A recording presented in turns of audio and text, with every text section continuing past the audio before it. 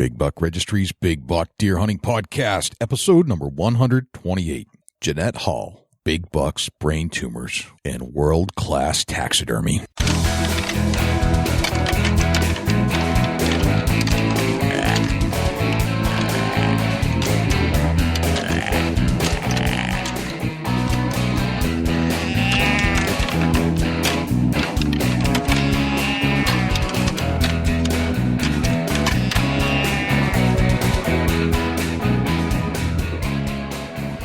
Big Buck Registry is a virtual museum of hunting stories. We preserve a piece of Americana by interviewing and recording hunters about their hunts and experiences from across the country.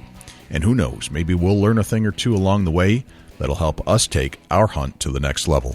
Hey, this is Bo Harris with Antler Eyes. You're listening to my favorite deer hunting podcast ever, the Big Buck Registry's Big Buck Deer Hunting Podcast. Hey everybody, this is Craig Cushman at Hunter Specialties, and you're getting ready to hear another great podcast from the Big Buck Registry's Deer Hunting Podcast. Hi, this is Mark Hammer from Antler Action Products, and I shot the hammer buck, and you're listening to my favorite deer hunting podcast, the Big Buck Registry's Deer Hunting Podcast. Welcome to another episode of the Big Buck Registry's Big Buck Deer Hunting Podcast. What's happening? Hoping you're having a great day. And Dusty, I know you're listening. I know you're on the other mic. Hope you're having a great day as well. What's going on, my friend? Oh, man, I am having a great day, Jay, and it's just great to be alive, really. It is a great day to be alive. I'm actually staring at a stink bug right now in my podcast studio as we record this. I hate those things. Anyway, we're going to go to Alberta, Canada today, Dusty, and speak to a lady by the name of Jeanette Hall, who is doing some world-class taxidermy, but she's also shooting big bucks, and she's going to tell us the story of the highway buck, one of those big Alberta monsters that kind of love living in the middle of nowhere up there where Jeanette is. And it's a pleasure to go with a female hunter on any hunt, Jay.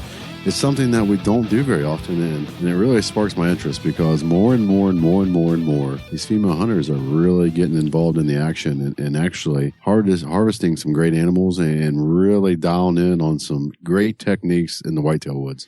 Yeah, they're hard hunting folks. So there's anytime we find anybody that hunts hard, I don't care, male, female, doesn't matter. We want to speak to that person. Just in a quick reference to last week's show, Dusty, that we had with Bo Harris from Antler Ice, I got a listener question that was sent in by Lee Kellogg, and he had this question. He goes, "Hey guys, love the podcast. I enjoyed your recent interview with Antler Ice. As a scientist, I think they have a very valid point. However, I would have asked them how long after the doe and heat urine is collected is it frozen. From a study I remember, it needs to be frozen within 24 hours of collection to avoid degradation of the product. The urine degradation makes biological sense. Otherwise, bucks would be going crazy during the rut, not knowing which doe to track." So thanks, Lee, for your question. And here is the answer. I actually reached out to Bo this afternoon by text, and Bo says that it is frozen within 24 hours of collection. So hopefully that answers your question, Lee. And Dusty, why don't we go speak with Jeanette Hall? Let's get Jeanette on, and we're going to learn a lot, so you don't want to miss this show. Yeah, we're going to talk a lot about deer hunting and taxidermy. Jeanette Hall, welcome to the Big Buck Registry's Big Buck Deer Hunting Podcast. How are you? Wonderful, thank you. Excellent. So tell us where you're at right now. I'm actually, if you really want to know where I'm at this exact second, I'm sitting outside my driveway. I've got a 250-yard driveway on my farm, and I have to drive actually out to get service. I've got a lot of spruce trees around the house, so you can't even see my house from the road. So they kind of mess up my cell service. So here I sit. So you have to drive to a location to get service where you're at. So that kind of means you're out in the middle of nowhere. I am. I'm way up north here in Alberta, and I'm about an hour and a half straight west of Edmonton. Okay. So, yeah, it's out in the middle of nowhere, but that's good because that's where the deer are. You know what? Nowhere is one of my favorite places in the whole world, actually. Same here. The middle of nowhere is just the best place. Just go and chill out and get in tune with yourself and your mind and just relax. That's what I like. Yeah, the best part about living here is I can actually hop on my quad and I can be in a hunting area within under 5 minutes. That sounds perfect. That is just the quintessential best place on the planet. So you're in Canada. Yeah. So we haven't talked to anybody in Canada since we talked to Milo Hansen a while back. I'm sure you know who Milo is, right? Yes. Yeah, Miles. He was a good sport and entertained us and told the story again because he's told it a million times, but he opened up one more time for us. It was pretty cool. Oh, that's awesome. Yeah, he's a really good guy. Yes, yeah, we were big fans of Milo. So you're in Alberta now, but did you grow up there? Actually, no. I was born in Memphis, Tennessee. Memphis, Tennessee. All right. So how do you go from Memphis to Alberta? Well, I actually I moved away from Tennessee in 2008, and I went as far as I could go, and I hit ocean, and decided, you know what, I'll stick out here for a little while, and that was in California.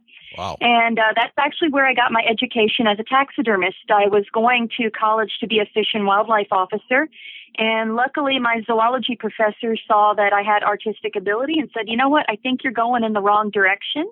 And he introduced me to a taxidermist friend of his. And, just looking around his studio, I said, you know what, I can do this. This is something I want to do. And that was 14 years ago. No kidding.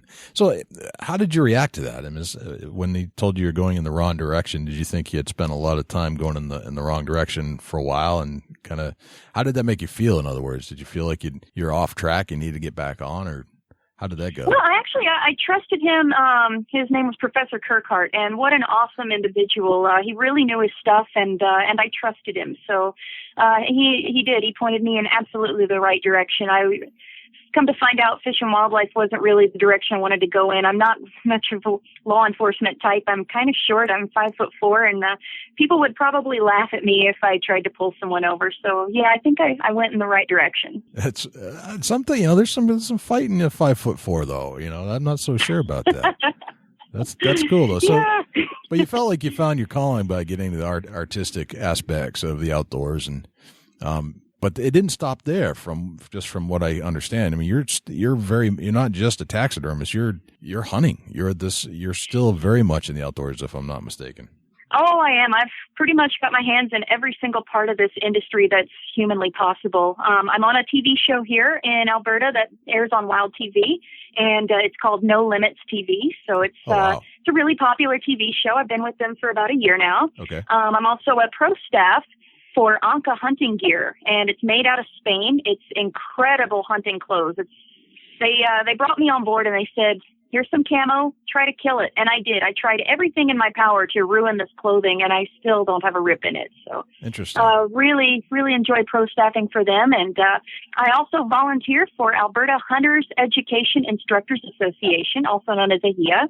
And each year I take out 3 to 5 women and children, and I take them on their very first hunting expeditions. Oh, wow. That's quite a schedule you've got going on. So, yeah, it was amazing. This year I helped one lady. Within 1 hour, I got her not only her first deer, first buck, and a doe. And that was incredible. She also ended up getting her first cow moose. No kidding. All right. So, yeah. So what drew you to the outdoors in the first place? Were you exposed to it as a kid in Memphis, Tennessee, or is it just something that you got into later in life? I was actually. My grandparents had a farm in Lebanon, Tennessee. And so I grew up there playing in the creek, going out, and I'd love going into the Boneyards and picking up cow skulls and dragging those back to the house. But my grandfather got me going with a little .22, and he'd set up a target on an old oak tree, and he'd give me lessons on how to shoot and gun safety. And I kind of lost track of that in my teenage years once I got into, boys are kind of fun. So I lost track of that. And then when I got back into college, then my focus returned back to hunting. And with my introduction into taxidermy, I just blew up. That was all I could think about was hunting, and it really changed my life. I was spending anywhere from $700 a month on fast food. And wow. With hunting, that changed everything. And I ended up getting a brain tumor. And I honestly believe it was from all the fast food and garbage that I was eating. Mm. And I ended up curing my own brain tumor by growing my own food and hunting my own food. And I quit going to fast food restaurants. I quit eating out. I quit buying all meat from grocery stores. From then on, I just started eating everything that I took in hunting season. There's something to be said about that kind of diet. I've been doing some of my very powerful. Absolutely, yeah. Very powerful. I've been doing some of my own research on just like the ketogenic diets, and basically using fatty acids as your fuel cells for your mitochondria, which has some kind of a anti-cancer effect as well, because cancer cells need to thrive on glycogen and glucose, and without that, they die.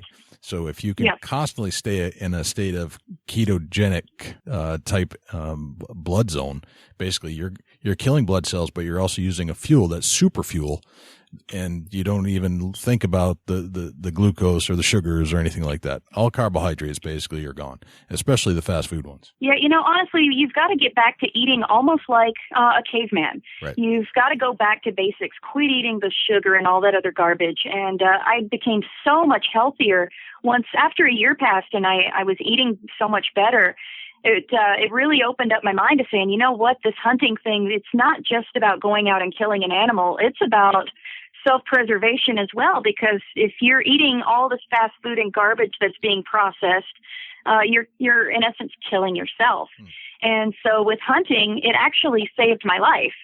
I believe that. I do. I think the diet changes a lot of things. So let's talk about the brain tumor a little bit. When were you diagnosed? I was actually diagnosed in 2011, but I had been having a lot of problems prior to that. And it all really came to a head in 2011. I had just gotten back from Africa, and I was having tremendous problems. I lost all of my peripheral vision. I was going in and out of blindness in my left eye. And then probably the worst was I started lactating. And I thought, oh, my goodness, this isn't possible because I'm not pregnant. But my brain tumor was located on my pituitary gland, but it was also large enough that it was pressing on my optical nerves as well. Gotcha. All right. So this was a big deal. And how did you beat it? What things did you do other than the diet? What happened after that? I just kept really active, and the biggest thing was having a positive attitude, and I had to do things that made me happy. And so the things that make me happy are going hunting, even if it's just shed hunting. That's still getting me out there, getting me mobile, staying off the couch, and doing taxidermy. That makes me seriously happy too, and that also makes me lots of money. So, that's just how I kept going. And once I kept going, it just went from there. I got my vision back, and then within 3 years, all of my peripheral had come back. The headaches had stopped. I had horrible migraines, which I never had headaches before, and I was able to relieve all of that. They had put me on, 16 or 17 pills I was taking a day, and some of them were nasty. The Topamax was disgusting, and that one I believe is even banned in the U.S. But they put me on that, and that took a while to get off of. And once I got rid of all of the drugs that they had given me and just kept doing things that made me happy, kept active, eating wild game and food grown in my garden, voila. Awesome. I'm glad. I'm sorry you had to go through that, but I'm glad you kicked its butt and moved on, and that's good. You just kept on going. All right. So let's talk about going from Memphis to California. And before you ended up in Canada, what drew you to California?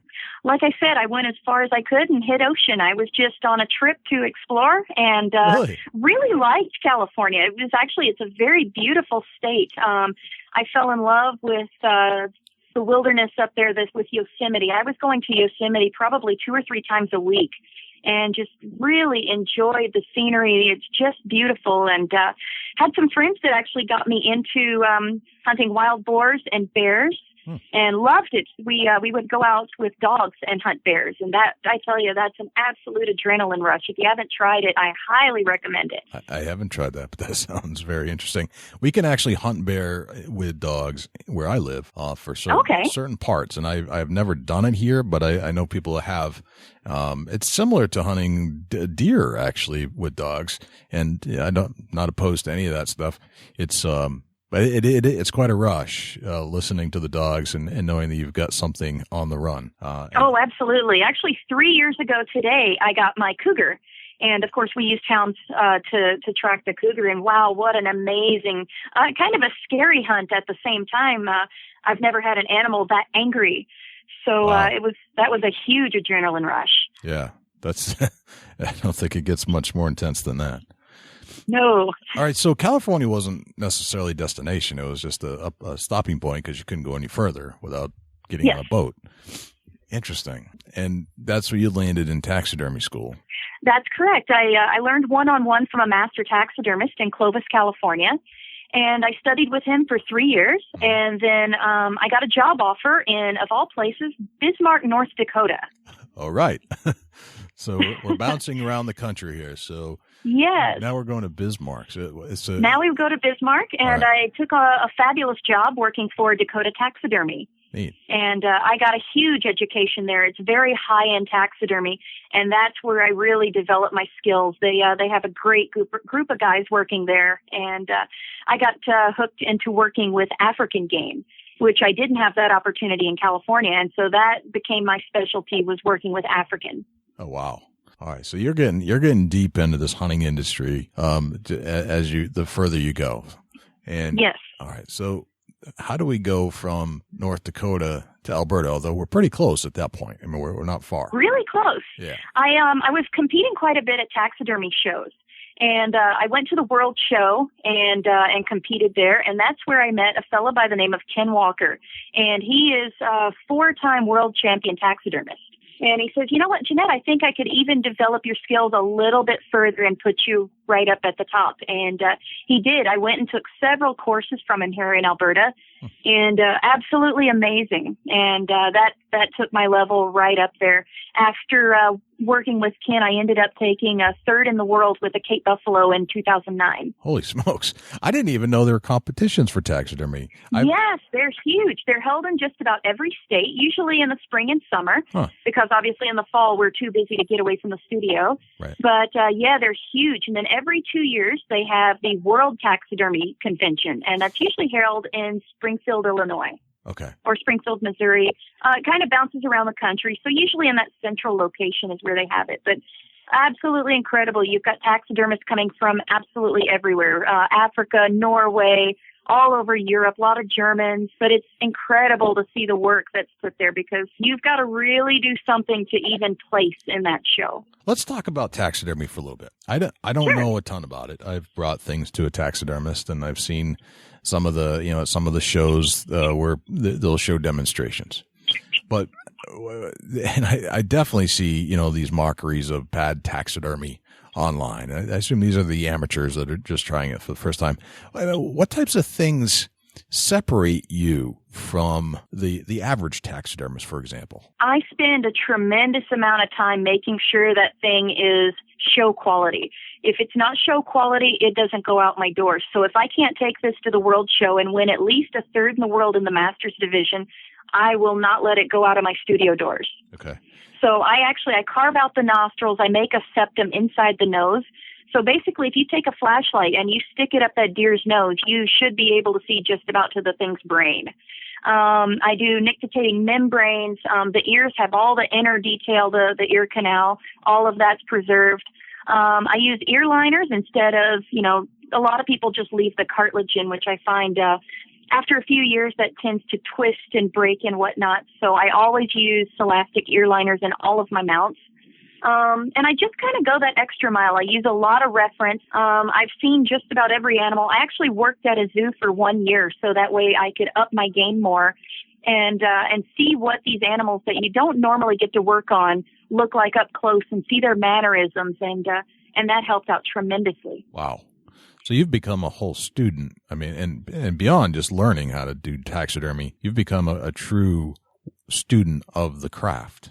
You've got to really be an artisan with this. It's not something that you just toy with and hope it turns out okay. You've really got to put your heart and soul into it. Every animal that goes out my door, I almost kind of regret that they leave, because I put so much into them that it's kind of sad to see them go away. But just this past weekend, I was at a friend's house. He's got 16 of my mounts in his trophy room.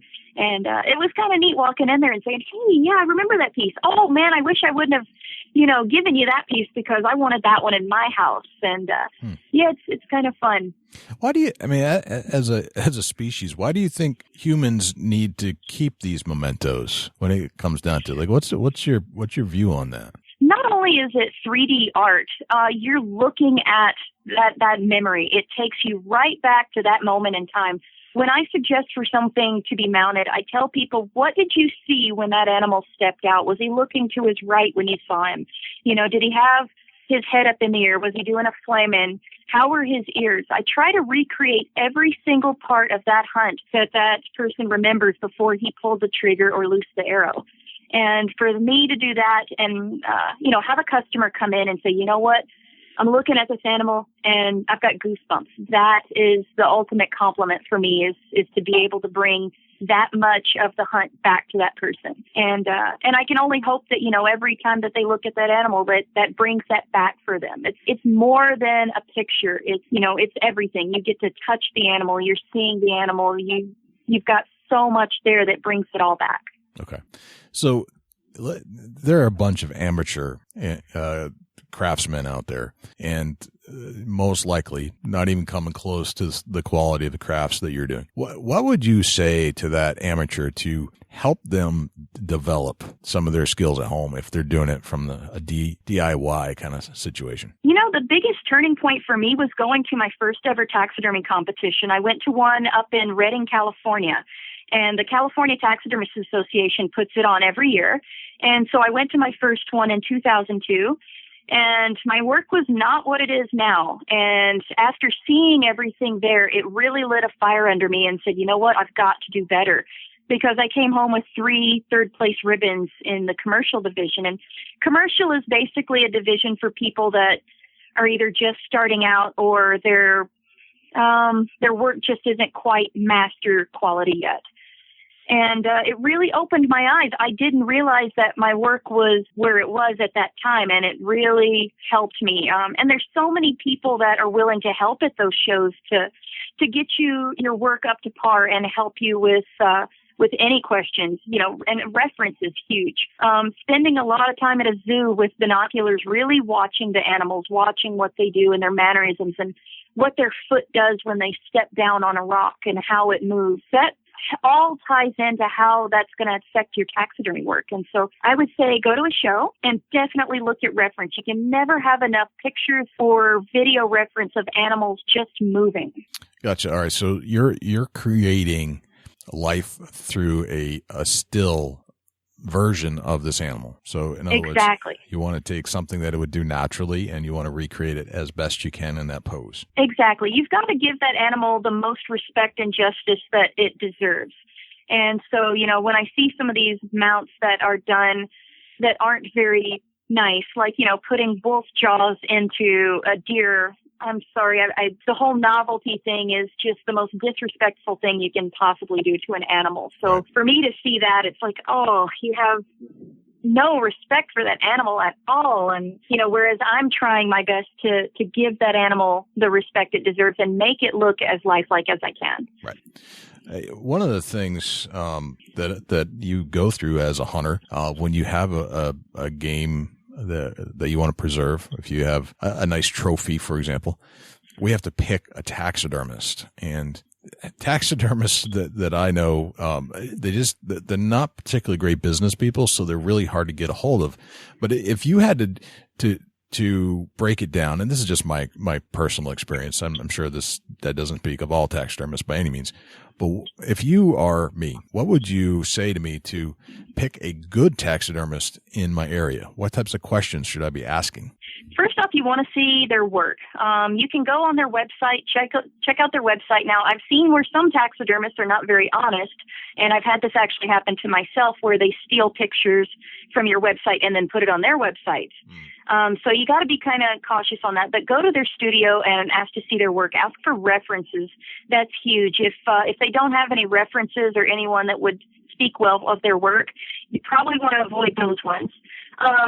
If they have ribbons or have won anything at any of the taxidermy competitions, that says a lot because it does take a lot of work to win at those shows. So if they've got a lot of ribbons from shows, that's a big bonus. You want to lean towards those, especially if they have a world championship.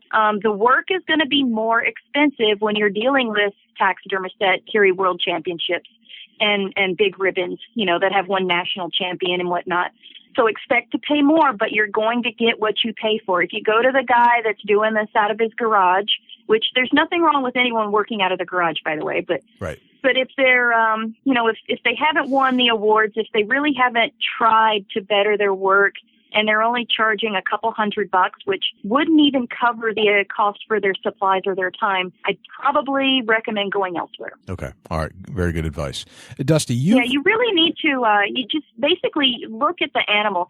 Are the noses plugged? Do the eyes look symmetrical? That's the first thing people look at on an animal is the eyes. So if the eyes are off, you might as well say the rest of it's going to be off too. So really, really look at the faces. Okay, so the eyes kind of tell the tale of the rest of the mount. So if pretty much, yeah. If they get the eyes wrong, the chance of them getting the rest of the stuff right is pretty bad. Exactly. Okay, all right, that's very good information. Now, Dusty, seeing we're on the topic of taxidermy, you've got 3 really nice Ohio bucks hanging in your living room. How did you go about picking your taxidermist? I seen work that this particular gentleman did prior to having doing some of mine, and I really like the attention to detail, and there's particular eyes that some people buy the kind of cheaper version of a set of eyes, and these eyes look realistic, and he paid a lot of attention to detail, and to me that speaks for itself. I went over and did a walkthrough of his shop and just checked out some of his other work. And, is he doing fish, or is he doing different animals, or, has he got a lot of stuff in his freezers? If somebody's, they can tell you they can get it done in like 3 weeks. That to me tells me that their system's not very good. And, I don't know, that's just personal preference to me.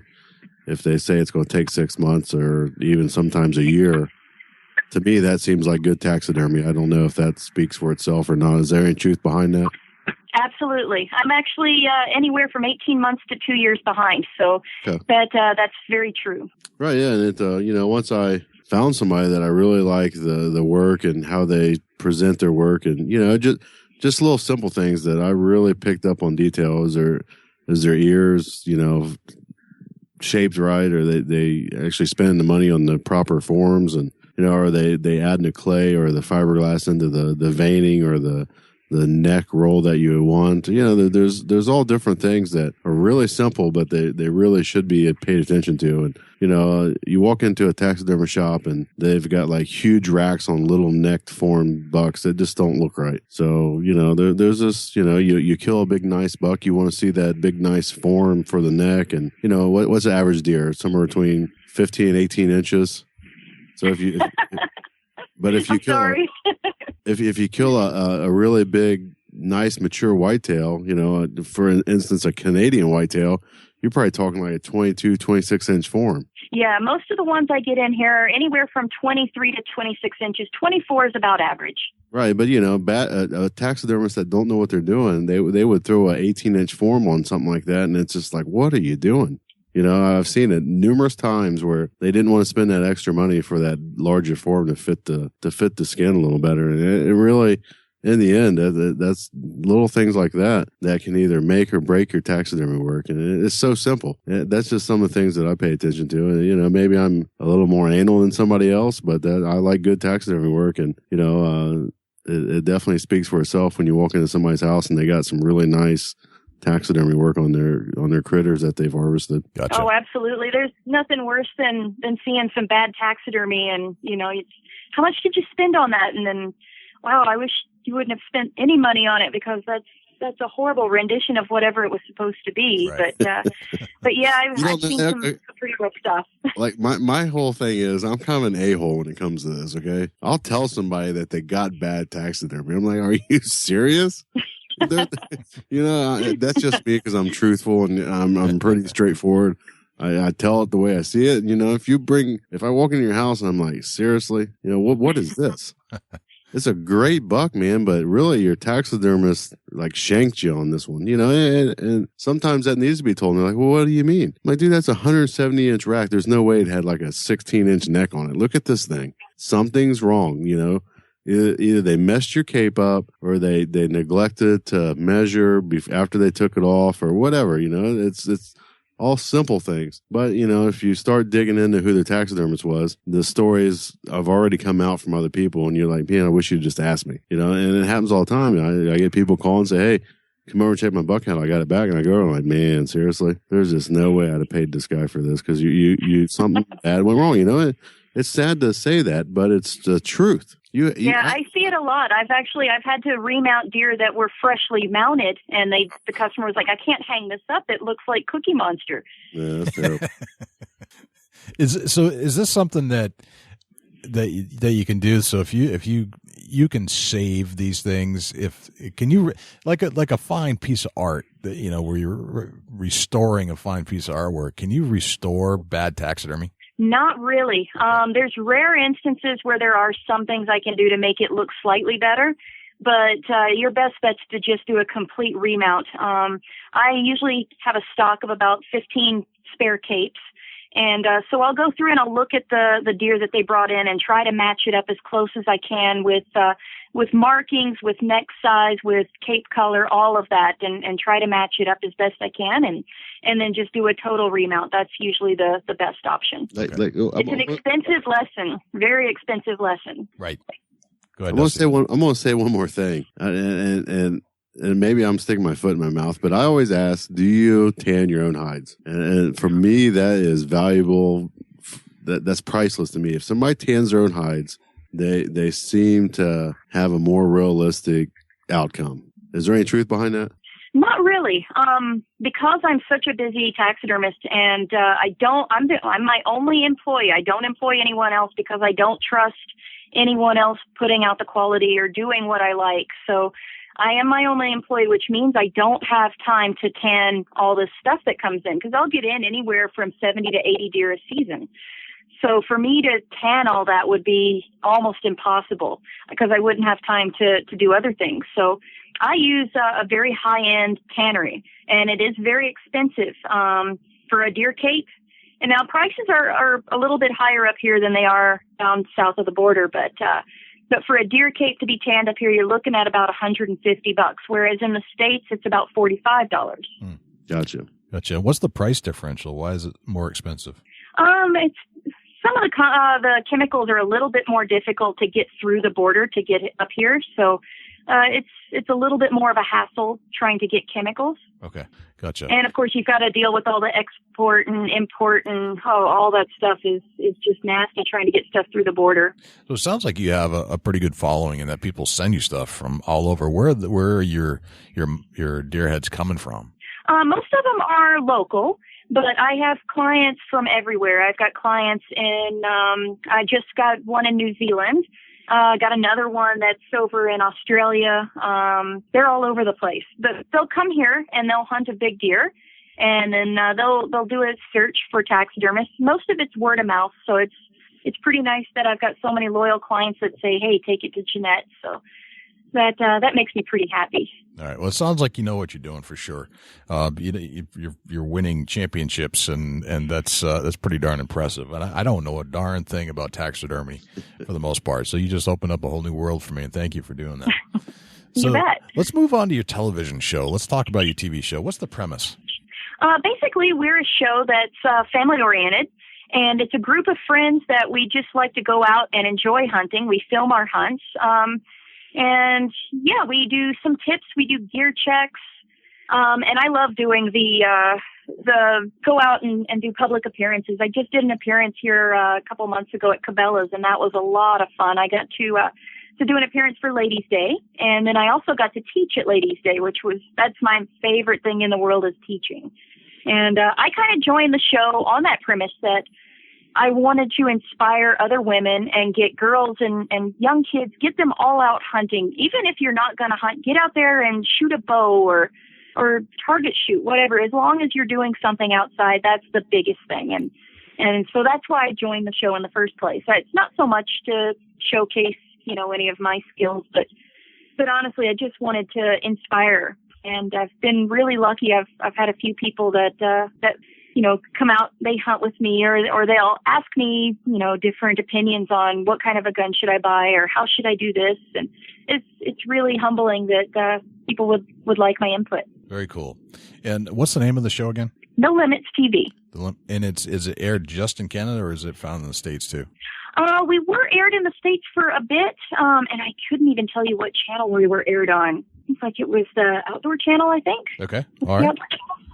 That's cool. I'm not familiar with them anymore. Okay, well, we'll take a look at that. That's big time. All right, so you go from Memphis, Tennessee to television. You're this world-class taxidermist, and you're living in the middle of nowhere, which is awesome, by the way. I love that. And you're also hunting a lot too, though. But let's talk just a little bit about your pro staffing. You mentioned that you're a pro staffer. Tell us a little bit more about that product, and a product that if you have a piece of material that you can't beat up, that's something to talk about some more. So let's learn a little bit more about that product. Yeah, I tried to kill it. Even managed to roll my quad this spring, which was pretty horrific. And believe it or not, the fabric didn't rip, it didn't scuff, nothing. It's really amazing stuff coming out of Spain, and it's called Anca gear and OSA. Really, really incredible stuff. It's wind resistant. It's water resistant. They also have a line that's waterproof. So if you're out fishing, you can be out on your boat. You can have waves hitting you, and the water just rolls right off. It just beads. I love doing my hat trick. And basically my hat trick is I'll take my hat off and I'll put it under running water, and everybody just, oh, look at that. It just runs right off. And I'm like, yeah, all the gear is like that. Interesting. What's the name of it again? Anca gear. Anca gear. Now, one of the things that I'm always concerned with, if the water's rolling off of it on the front, that there's a barrier between the outside and the inside, to the point where sometimes those barriers keep the moisture in so much that it's not breathable, and you get sweating pretty quick if you even start moving a little bit. What's the situation with this gear? I was concerned with that as well, because I first got the gear for spring bear season, and I thought, okay, well, I'm dealing with all sorts of temperatures. Sometimes I'll be out there and it's snowing. Sometimes I'll be out there and it's going to be plus 15. So, you're dealing with big temperatures. And, it was amazing. I thought, well, for sure I'm going to be sweated up in this stuff or whatnot. And no, not at all. It's actually incredibly breathable. That's cool. All right. So we'll put all that stuff in the show notes so people can get an idea of what that's all about. Let's talk a little about the rest of your gear. And this is where I like to bring Dusty in, kind of run down the drill about what else you carry in the woods with you. Dusty, you want to take it from here? Absolutely. We'll get into, do you carry a backpack in the woods with you? Absolutely. I don't leave home without my backpack. I'm rather accident prone, so I carry a first aid kit. I don't know why, but it seems like I'm either going to cut myself or fall down, or I don't know. But I found out this year that a first aid kit is an absolute must to keep in my kit. And also flagging tape. I find if you get on a blood trail and you start to lose it, if you carry that flagging tape with you and you just start marking probably about every 50 to 60 yards, that's really going to be a great marker to kind of show you. You can look back and say, you know what? I don't think that deer went this way. I think he went this other way. And sure enough, you'll get back on blood. But I always carry a flashlight. And another thing I carry is my Havilon. That thing is absolutely irreplaceable. I've had the same Havilon knife for 10 years, and I've run over it with my truck. I've thrown it in the washing machine I don't know how many times, and the dryer.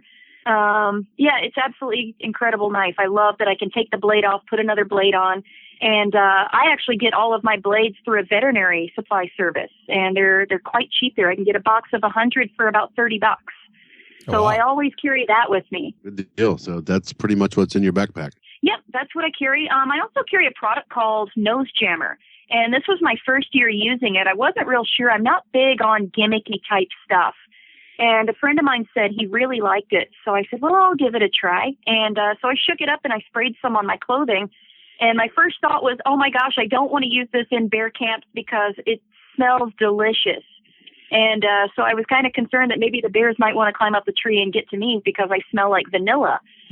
But this stuff is actually awesome stuff. I used it this entire deer season. And I had deer popping out in my wind about 50 yards away, and they never even knew I was there. So right there, I went out and bought a case of the stuff. It's just awesome.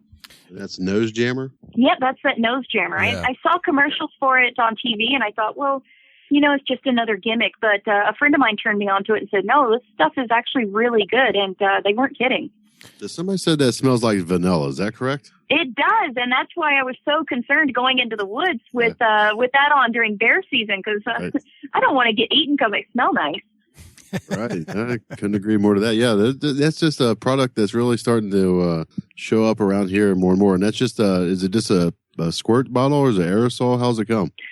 It's a little aerosol can. My only concern about it is, when we've got temperatures that are minus 45, I kind of worry about that aerosol can freezing up on me. But so far, we've had an unreal warm fall, so I didn't have to worry about it this year. Right. Yeah, I can understand that. That thing busts right in your backpack. Yeah, I don't want that. Right, for sure. Is there any particular other cover sprays or anything like that you would use up there in Canada? I do like the silver. I use quite a bit of the Primo silver, and I found that's pretty good stuff. I also like that, what is it, the Scent Killer Gold. My friend Melissa Bachman, she uses that in her commercials, and I really do like that. It has no scent. I wash my clothes in it. I also shower with it and use their shampoo, and that's really good stuff. Gotcha. And what else? You say you do shower in the non-scented shower gel, or tell us a little bit about that. Absolutely. I wish they would come out with something for women's hair that doesn't make my hair so crunchy, but I guess with time that will come. It's true. A lot of those soaps do kind of get your hair all kind of bunched up. Yeah, you go out into the bush and you're just like, wow, it feels like I've got sticks on my head. But hopefully somebody, maybe they'll hear this and say, you know what, we'll come out with some scentless Pantene. There you go. Right. You know, I just throwing it out there. I don't know if Doe Girl has anything like that or not. Jay, you remember? I'd have to go and look that up again. I'm not sure. Right. We have a good friend of ours, Tina Kane. She has the product Doe Girl. It's pretty much a full line of scent-free. And what else is it, Jay? It's cosmetics, lipsticks. Oh, okay. Yeah, it's all scent-free stuff. So you can look great while you're hunting. There you go. Perfect. Well, normally in the mornings, I'm in such a rush to get out, I don't have time to put makeup on. But there is the odd time that if I'm being filmed, I will put on a little bit of war paint, but it's normally the black and green kind. Right. There you go. Right. Yeah, for sure. But Doe Girl come out with a line that I can't. It's scent free and something else. Scent free and man, this is slipping my mind right now. Hard to remember. Wow, I'll have to check that out. Yeah, DAUX Girl, Doe Girl. Okay. So what else? Let's get into a little bit about how you hunt in Canada. Are you guys tree stands, ground blinds? Tell us a little bit about how you set up to hunt in Canada for whitetail. We do a little bit of both. I really prefer the ground blind. Ground blinds are very forgiving. I take a lot of first-time hunters out, and I find that, they can be a bit fidgety. They move around a lot, shuffle their feet. And also when they go for their weapon, once an animal does start to come in, you've got that forgiveness of having something all the way around you to kind of cover up any of your movement. And I also like that it also covers up more scent. And for me, I do feel safer on the ground, especially, and I know this sounds crazy, but I love hunting black bears from the ground. It's a little bit more of an adrenaline rush than sitting up in a tree, which, don't get me wrong, it's an adrenaline rush up in a tree too, because sometimes they will come up the tree with you. But for me, the ground blind, that's my favorite way to go. Yeah, it sounds intense. That'd be definitely a cool experience. Black bear in a ground blind. Any particular ground blind that you're using? I've got the Primos. Also, Cabela's has started coming out with a really nice contender. They've got a big ground blind. We've got the biggest one that they make, and I really like size, and that's mainly because I take people out, and you want to have that freedom of movement to say, okay, we need to switch spots, or, if I'm filming, I need to be able to have my cameraman move around a bit more. So I like the big ground blinds. The only problem with that is you've got to find ample area to put them into, and sometimes you just don't have that. Right, yeah, it makes sense. Right. Oh, definitely. Interesting. So ground blinds and tree stands are your two preferred methods. Yeah, the only thing with the ground blind is when I'm hunting black bears, I never leave my ground blind out. I learned that lesson a few years ago. The bears really like the ground blind and seem to use it as a trampoline. So that puts a kibosh on ever leaving a ground blind out with them. All right. Very nice. I did not know that. Fascinating. I'm going to get into something here, being it's Canada and cold climate. Yes. Let's get into a little bit about your clothing articles that perform in the cold weather. I layer up like crazy. Anka has a base layer that I've been using that's just fabulous. almost type of fleecy material on inside, but it's got wicking properties. So if you do start to overheat, which I deal with those stupid hot flashes you guys don't have to worry about, I'm constantly hot. Then I'm cold. Then I'm hot again. So this stuff is fabulous. How do you know we don't have to deal with that? Yeah, how do you know that? Well, you might have to deal with it with your wives. I don't know. Jay's pretty moody. Oh, no. Yeah, that's me, Mr. Moody. Right. Oh, I'm just kidding. But yeah, you've got to have your base layers. If you don't have base layers, you're going to either overheat walking in, and then you're going to find that now that you're overheated, you're going to start sitting there, and as you start to cool down, all that sweat's going to start freezing up on you, and then you're going to just be completely miserable out there, and your hunts, you're not going to want to sit there. So you need to have a base layer that's going to be wicking away that moisture, because once you're out and you're walking, you heat up so quickly. I find that every time I go to my ground blind, I get sweated up like crazy. But I'm also carrying a lot of gear. I've got a very heavy rifle. I always carry shooting sticks with me just in case I see something while I'm walking out there. I like to have a steady rest at all times. And then I've got my big backpack on top of that, and then all my layers and my jackets. So I'm layered up pretty well. So once I get into that ground blind, I like to take some of those layers off. I take off that outer layer jacket first, and I kind of cool down. It might be minus 30 outside, but if you don't allow yourself to cool down a little bit, then you're going to run into some major problems. Yeah, it makes sense. Is there any particular brand name that you prefer when the weather gets really cold? I love the Anka gear because they've got all these different base layers to choose from. Now, I do like the Thermacell heated insoles. I just got a pair this year, and I love them. I won't ever go out without them again. I don't know if it's a girl thing, but the first thing to go are my hands, my feet, and my tush. And once my feet go, I'm done. I can't stay out there if it feels like my toes are rattling around in my boots. So I make sure that I always have my heated insoles with me and make sure that they're well charged the night before. Gotcha. Okay. So those are battery operated, by the way? Mine aren't battery operated. Mine are actually you plug them in and you charge them overnight, and the charge is actually good for a couple of days. Okay. That's interesting. What's them called? They're Thermacell heated insoles. Okay. But yeah, you wouldn't make it out here in minus 45 without them. They're really wonderful. I love my merino wool socks.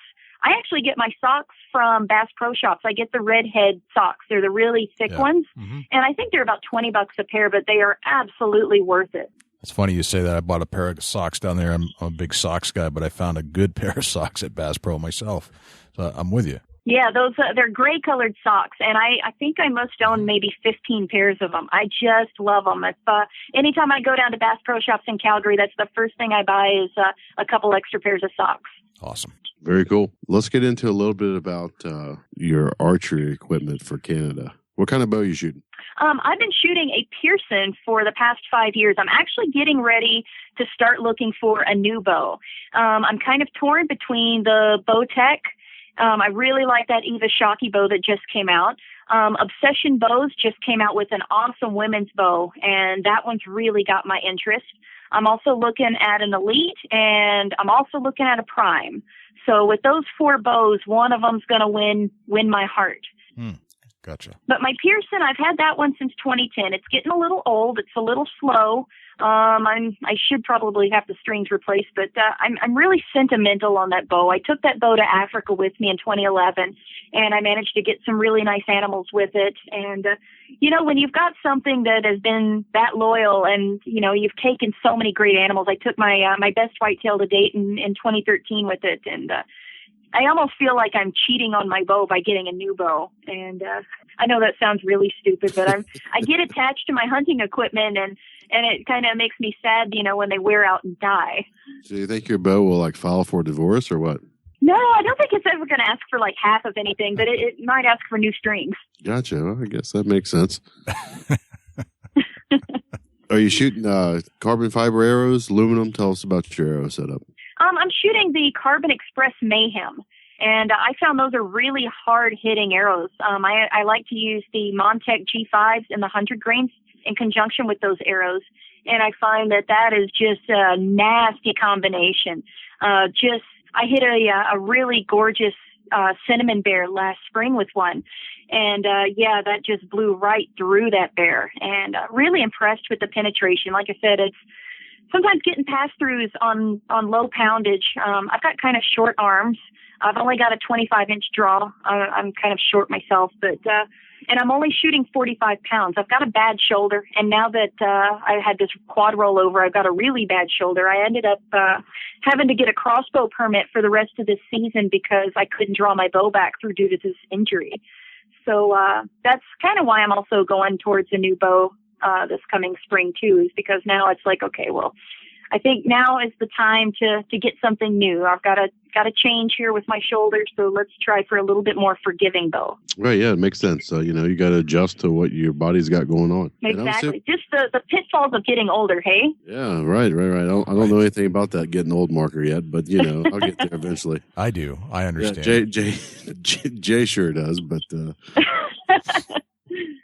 Just kidding, Jay, really. Yeah, right. I'm assuming I don't think he is. I'm assuming that's a fixed broadhead that you're shooting, not a mechanical, correct? I'm not a fan of the mechanicals at all. I shot one and it didn't open up, and after that I said, I am done with this. I'm never going to shoot mechanicals again. You've just got too much room for error there. Either the band isn't going to open up. You've got just so much stuff that can go wrong, and archery in itself is difficult anyways. You've got to have so many things that line up perfectly for this to work.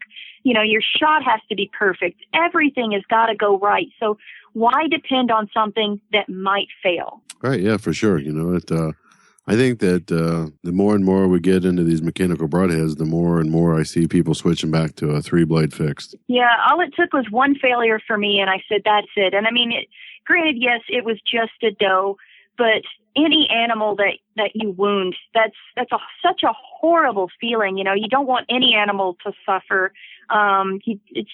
You just don't want that. And so if I can allot for any room for error to be erased, that's the route I'm going to go. Yeah, for sure. That makes complete sense. And try to be ethical and lethal. That's something that we're seeing more and more. I think, Jay, you're probably seeing the same results on the mechanical broadheads, but not pushing somebody away from shooting them, but just be careful with them and hope for the best. Exactly. Jay, we're going to take Jeanette on a hunt. Yeah, let's go hunting. Let's we'd like to kind of sit on your shoulders and walk through a hunt with you, and as though we went with you ourselves. And one of the couple times we've talked about this 2013 buck that you've I think you shot it in Alberta, if I'm not mistaken. Yes, that's correct. That's still my best buck to date. Okay, that's the story we want to hear.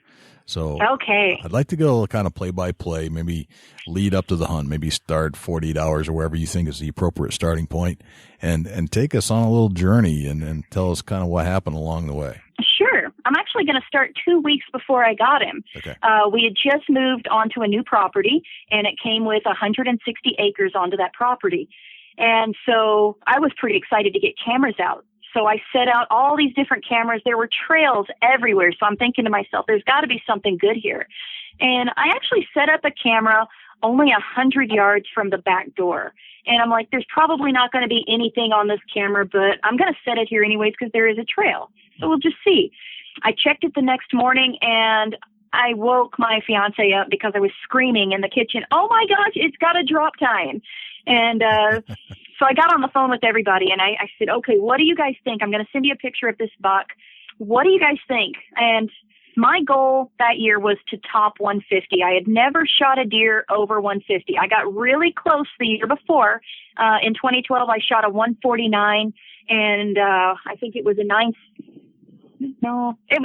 it was just over 149.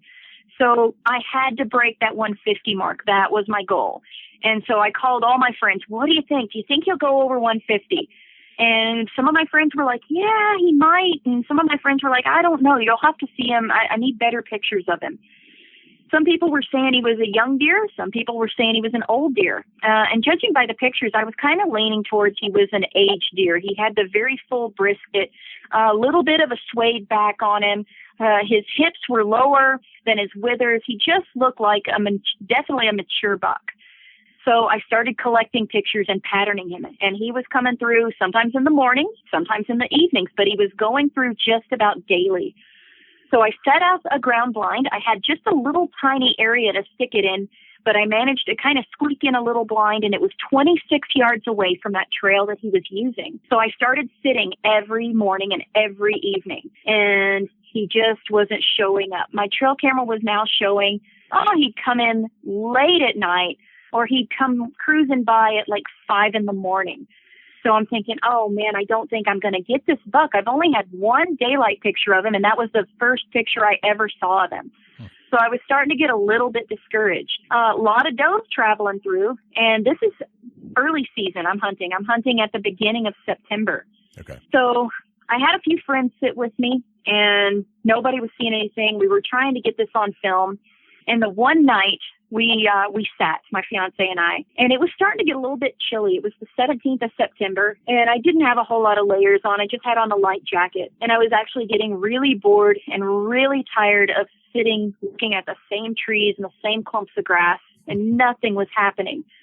So I looked at Travis and I said, "You want to get out of here?" And his eyes were just bulging out of his head, and he looked at me like I had 3 heads, and I'm like, oh, something's coming. And at this point, I had already taken my release off, and I had just started to unnock my arrow. So I went ahead and hurried up, and I knocked it again and put my release on. And with his expression, I knew it must have been close. So I went ahead and I drew back. Yeah. And not even 1 second after I had drawn back, my buck steps out. And the shocking thing was he was not on the 26-yard trail. He was on the 11-yard trail that I used to go in. So he took up the entire window of my blind. And I didn't have time to get excited because it happened so unbelievably fast. It was just almost shooting on instinct. I really, just kind of looked for that vital area, put my pen on it, and let her rip. And I heard this amazing smack. And off he goes. Now, where I was hunting is in a slough bottom, and I've got a big beaver dam back there, and most of that grass is over my head. So you're looking at grass that is well over 6 foot tall in some places. So I'm pretty pumped. I heard a crash. I was like, oh my gosh, he's down. This is amazing. I can't believe this actually happened. And so I go over to the spot where he was, and there's no blood. Okay, well, that's kind of scary. Well, where's my arrow? So I walk past, there's no arrow. And I walk back to the blind, and that's when I see it. I had nicked the bottom window of my blind, and immediately my heart sank. I thought, oh no, what happened here? Did I hit the blind and it deflected the arrow? Why is there no blood? Did I injure this deer? Have I hit him in a non-vital area? And suddenly all this doubt comes into my mind, and I start freaking out. Travis, on the other hand, is like, let's just go back to the house, get some flashlights, give it a minute, and then we'll go back out. We'll look for some blood. And so he somehow managed to coerce me to go back out. So I walk away from blind, we grab the flashlights, come back out, and we're looking for blood. And there's none. We're walking all these spots where I thought he might have run off to, and there's absolutely zero blood.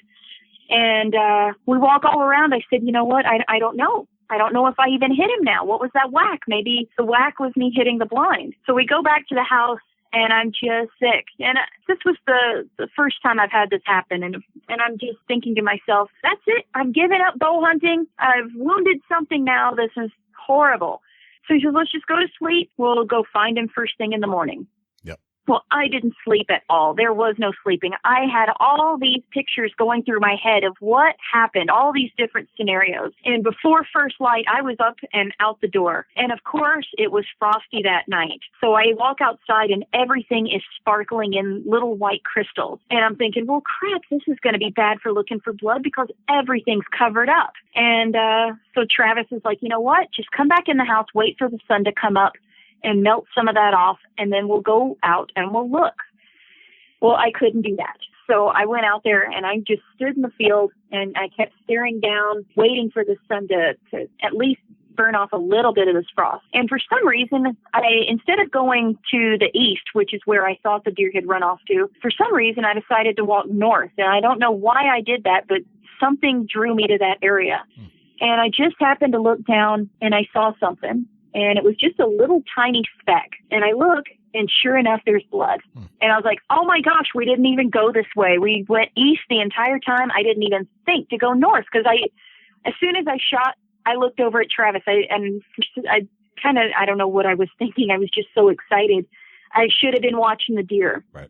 And So yeah, sure enough, he had headed north, and I'm looking and looking. Oh, there's more blood. Oh my gosh, there's my broke off arrow. And it looked like I had probably about 10 inches of penetration before it had broken off. And that's what using those Mayhems in combination with those Montec G5s. So I was like, okay, now we've got something. Then I find the hole that he had fallen into, and that is what opened him up. And from there, that blood trail was super easy to track. So Travis at this point leapfrogs in front of me, and he's just following the track. And I was kind of jealous, but that's okay. He wanted to find my deer for me, so I was okay with that. And we come up over a little knoll, and he spun around and he hugs me. And I was like, get out of my way. Where's my deer? And so I pushed him out of the way, and there he was laying. And my biggest fear that whole night was that the coyotes had gotten him. Out here in Alberta, we have a huge problem with coyotes, wolves, cougars, all of these predators. And if you leave a deer overnight, it's almost 99% that it's going to get eaten by a coyote. Gotcha. And for him to be untouched, and it was just amazing. And it had been cool all night, so I knew that the meat was still good. It just couldn't have turned out any better. And he had only gone 70 yards from where I had hit him. And I didn't expect him to go that direction. And it was a good lesson for me to not only watch the animal as it runs off, but to also, back out and wait until you either have really good flashlights, which we didn't have that night, or just to be patient and wait until the next day. Yeah. And, but that was amazing. It's something I'll never forget. I'm actually doing a half life size mount on that buck. His feet were unbelievable. He was so ancient. He had worn off half of one side of his hoof, so he technically should have come in wearing a walker. Wow. And his teeth, he had 2 teeth left in his front, and then the rest of his molars were worn down past his gum line, and he was missing molars as well. Wow. And we aged him at 9.5 years old. Holy smokes. What a great story. To have a 9.5-year-old deer that went 151 and change, can you imagine what he would have been in his prime? Right, yeah. And the neat thing is, about 2 months later, during rifle season, a customer comes in and he brings in this beautiful deer. And it was uncanny how similar it looked to my buck. And I said, it's got the same drop tine. It's got the same stickers. It's got everything that my buck has, the same inline points. And I put it next to my buck. And I said, oh, my gosh, you have shot the offspring to my buck. Where did you shoot this buck? And he ended up shooting that buck 2 kilometers from where I got mine. No kidding.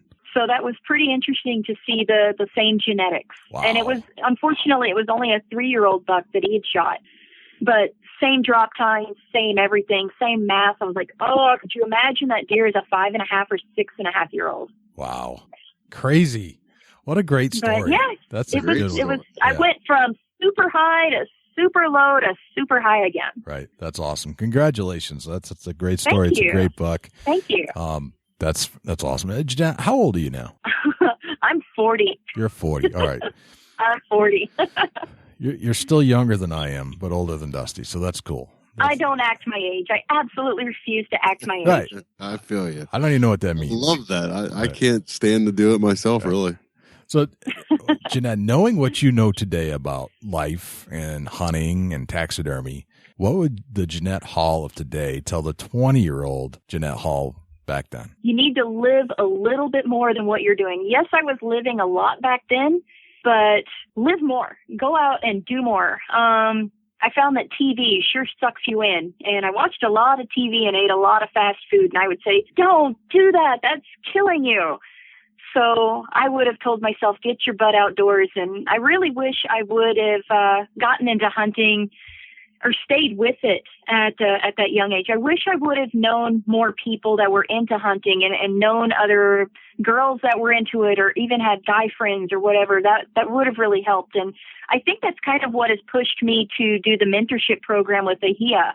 And getting people outdoors and taking people that have never hunted before, take them hunting. And to me, it's so important to get people out and to experience all these things. I mean, I've seen such things that you'd never see sitting on your couch watching a TV about hunting. Like to go out and see sunrises that people are still laying in their beds, sleeping in.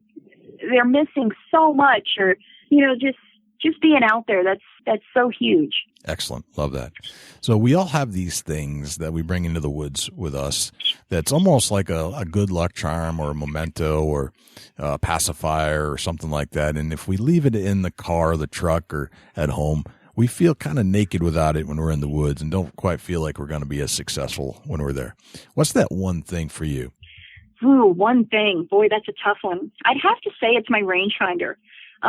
Once I lost my peripheral vision, I found that I couldn't figure out ranges as well anymore. And so I've come to really depend heavily on a rangefinder. And also, with archery, you've got to be so exact. You can't just say, well, I think he's at 35 yards, so I'll just put my 30-yard pin on and that should do it.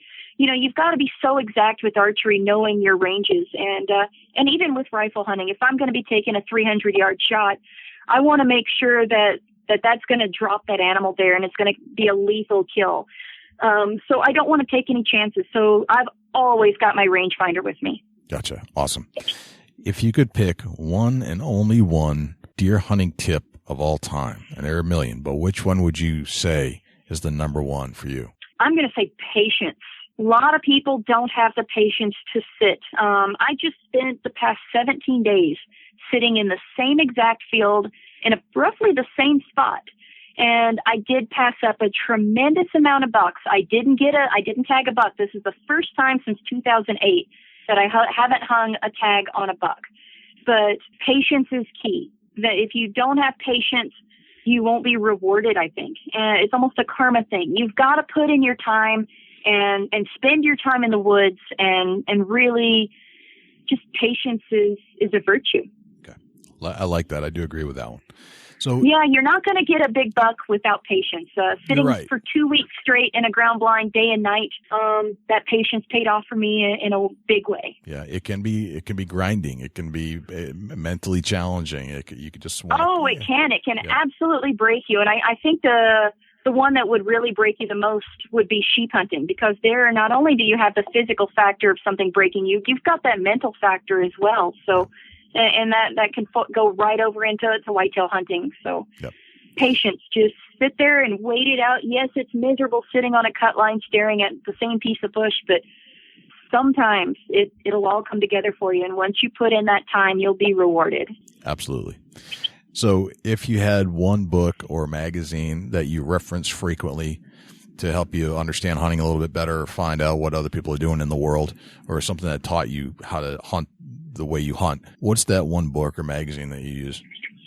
One magazine that I really like is Big Game Illustrated. It's not a bunch of ads and advertisements and, just filler. It's actual stories about people that go out and I really enjoy reading about, archery hunting. They do archery as well as rifle, but I really enjoy listening or reading about, how did this person get into this field? How did they get out of the ground blind with that many deer around them? What techniques did they use to make that zipper quiet when they're closing it? Or, I really like reading stuff like that.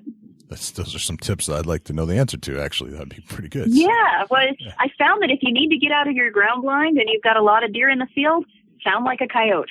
That's a good one. And then you don't sound like a person. If you sound like a coyote, they'll still run because they think a predator's there, but it's not as horrible as, a zipper. Them seeing you. And exactly. Yeah, exactly. That's funny. Yeah, the howl of a coyote, but boy, that zipper, that really that the crap zipper, out of me. That is Velcro. Velcro does not belong on hunting gear. Do not put Velcro on hunting stuff. Yep. I agree with that one. You still see it. Yep. So, Jeanette, this has been fantastic. I've really enjoyed this last hour. It just flew by.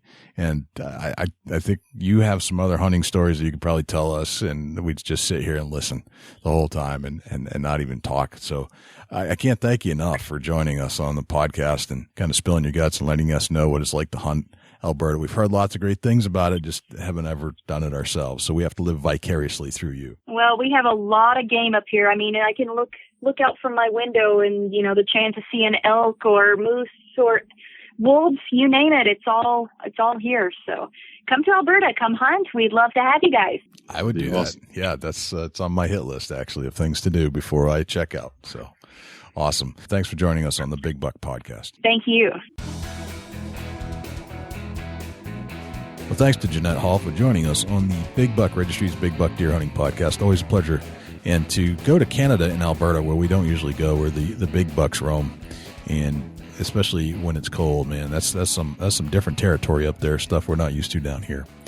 So just love learning about Jeanette and the taxidermy and her challenges in life and overcoming a brain tumor and still getting it done in the woods and living every day to hunt in the whitetail woods and experiencing some world-class taxidermy.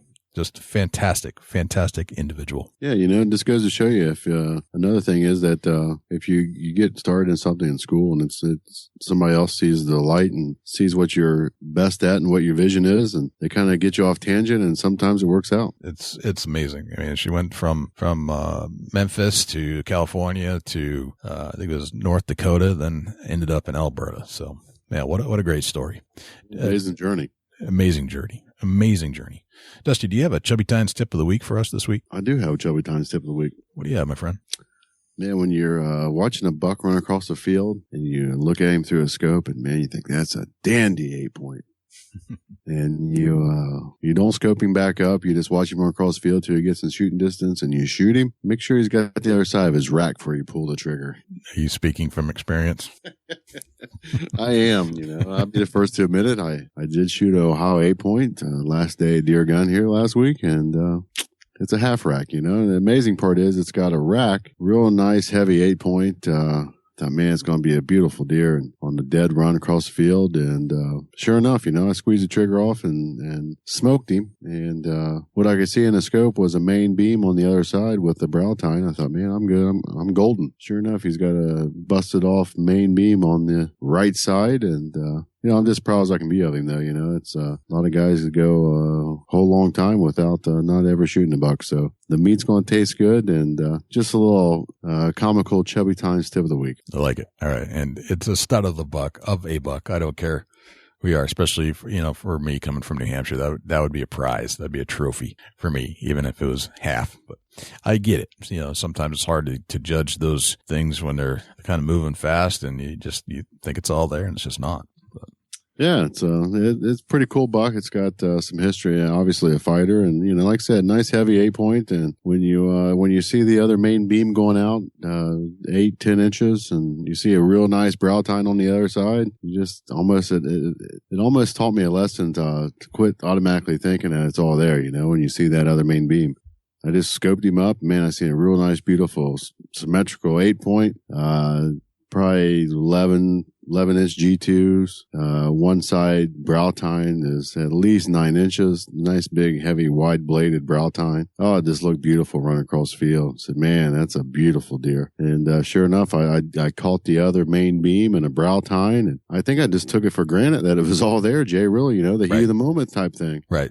Yep. And sure enough, shot him, and beautiful left side. I mean, just phenomenal. But, that this mishap is that the right side's broke off, and it's still going to make a real unique Euro mount. And I'm going to enjoy it for the rest of my life. It's a cool story. I shot him with the 44, the straight wall cartridge that you're allowed to use here in Ohio. And man, it's the first deer I've ever shot with that gun. So it's a great story. That is a good story. That's a very interesting firearm, by the way.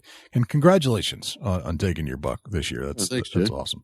We'll be down your neck of the woods very soon, and hopefully we'll have some luck during muzzle loader season as well. Yeah, we got the ATA coming up, and you'll be down here in Ohio for a few days, sitting in the famous Ohio Chubby Tines tree stand for a few days, and we'll see if we can't make it happen. Yeah, if you happen to be going to the ATA this year, if you wouldn't mind, do a little Twitter action for us, and tag us at Big Buck Registry on Twitter and hashtag ATA 2016 if you would, so we know you're going to be there, so we can connect at some meetup somewhere down in the complex.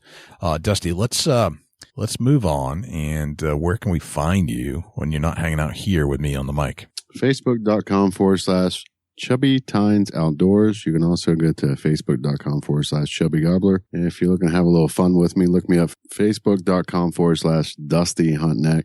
Just a little funner side where I can cut up and kind of post some funny things that I pick up here and there. And some of the crazy things I get into, I like to post about, but that's where you can find me. You can also shoot me an email, dusty@bigbuckregistry.com. Jay, where can the people reach out to you when you're not in the New Hampshire woods of no whitetails or on the mic? Well, I would, if you're listening to the show, and I don't know exactly how you're listening to the show right now, but if you're on an Apple device, if you wouldn't mind, do a search in your search bar and search for Big Buck Registry. And if you love the show, leave us a 5-star review and subscribe to this show too. If you can find it in the podcast app, and subscribe to us on iTunes. I just want to let you know that there is a Google Play Store app coming out, and it's going to feature all the podcasts that have been submitted. We have submitted our podcast to Google, and we have been accepted to that program. From what I understand, that will be live sometime in January. So stay tuned if you're on an Android or Google phone. That'll be coming out pretty soon. Otherwise, if you'd like to reach me directly, shoot me an email, j@bigbuckregistry.com. Leave us some feedback, something you like the show, or something you liked about the show, something you'd like us to do, or go speak to some particular guest. We'd like to get that feedback. You can find us on Twitter at twitter.com/bigbuckregistry, facebook.com/bigbuckregistry at Facebook. And if you'd like to have your big buck featured and be famous in front of 200,000 followers for a day, we can make you famous. All you have to do is go to bigbuckregistry.com/mybuck, and all the instructions will be right there for you. And we'll get you loaded up on the site and make you famous for at least one day. Well, Dusty, I think that's a wrap, brother. Big buck, everywhere, a big buck. Yes, sir. Well, I'm Jay Scott. And I'm Dusty Phillips. And this is the Big Buck Registry's Big Buck Deer Hunting Podcast. We'll see you next week. Can't wait.